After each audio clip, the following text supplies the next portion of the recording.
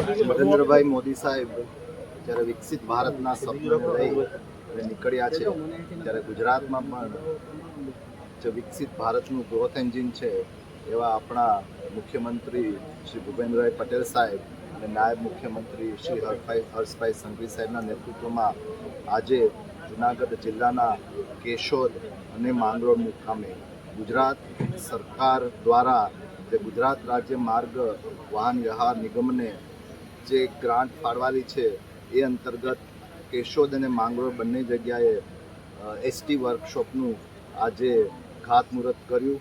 બંને જગ્યાએ લગભગ આશરે 6.50 અને 6.66 કરોડના આ ખાતમુહૂર્ત કાર્યક્રમમાં અમારા જિલ્લા પંચાયતના પ્રમુખ, જિલ્લાના પ્રમુખ, બંને ધારાસભ્યશ્રીઓ, સ્થાનિક આગેવાનો બધા જ લોકો ખૂબ મોટી સંખ્યામાં હાજર રહ્યા છે. ગુજરાત સરકાર એ વિકાસના પથ ઉપર આગળ વધે છે અને એસટી વિભાગ દ્વારા પણ આપણે બધાએ ભૂતકાળમાં જોયેલું છે જે એસટી ડેપો હતા એની હાલત કેવી હતી. અત્યારે કોર્પોરેટ ક્ષેત્રને પણ આપણે એ સ્તરના પણ એસટી ડેપોના નિર્માણ થયા છે.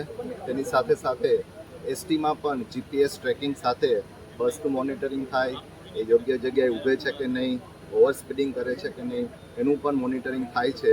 તો એક અદ્યતન ટેકનોલોજી સાથે આજે એસટી વિભાગ આગળ વધી રહ્યો છે ત્યારે અહીંના બધા જ નગરજનોને હું ખૂબ ખૂબ શુભેચ્છાઓ પાઠવું છું. સર